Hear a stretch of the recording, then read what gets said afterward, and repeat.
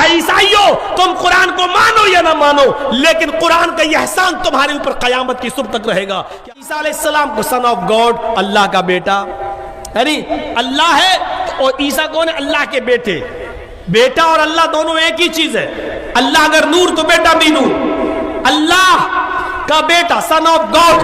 بلکہ ایک فرقہ عیسائیوں کا تو 3/1 اور 1/3 مانتا ہے، 3 ایک اور ایک 3، ایک 3 ہے اور 3 ایک ہے، یعنی عیسیٰ مریم اور اللہ، عیسیٰ مریم اور روح القدس، عیسیٰ اور مریم اور خدا، عیسیٰ مریم اور اللہ، یہ تینوں ایک ہے۔ عیسیٰ ہی اللہ ہے، عیسیٰ ہی مریم ہے، مریم ہی عیسیٰ ہے، مریم ہی اللہ ہے، اللہ ہی عیسیٰ ہے، اللہ ہی مریم ہے۔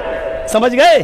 اس کو کہتے ہیں 1/3 3/1، ایک 3 3 1۔ اللہ ہی عیسیٰ ہے، اللہ ہی مریم ہے، عیسیٰ ہی اللہ ہے، عیسیٰ ہی مریم ہے، مریم ہی اللہ ہے اور مریم ہی عیسیٰ ہے۔ ایک 3 3 1۔ ایک فرقہ عیسائیوں کا یہ کہتا ہے اور ایک کہتا نہیں، عیسیٰ علیہ السلام اللہ نہیں، اللہ کے بیٹے ہیں اور مریم ان کی ماں ہے، بغیر باپ کے اللہ نے ان کو، مریم کو بغیر شوہر کے اللہ نے بیٹا دیا، عیسیٰ بغیر باپ کے آئے۔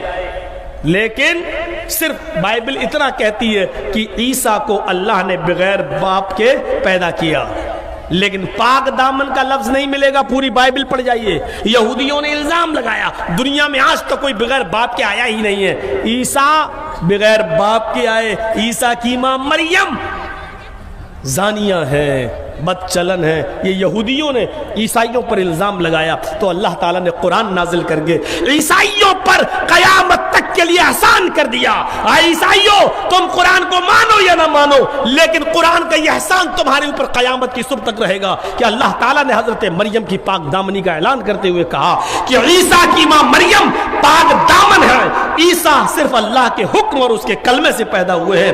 عیسیٰ کی ماں پر برا اور گندا الزام نہ لگاؤ، ان کو کسی مرد نے چھوا بھی نہیں ہے، وہ تو اللہ کے حکم سے عیسیٰ کو اللہ تعالیٰ نے پیدا کیا ہے، اس لیے کہ ان اللہ علی کل شیء قدیر، اللہ ہر چیز پر قادر ہے۔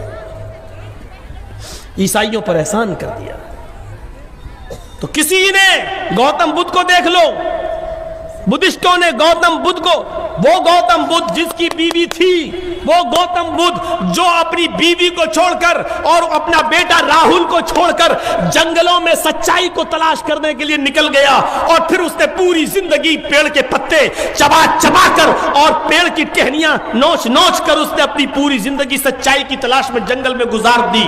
وہ ایک انسان تھا، اس کی شادی بھی ہوئی تھی، اس سے بیٹا راہل بھی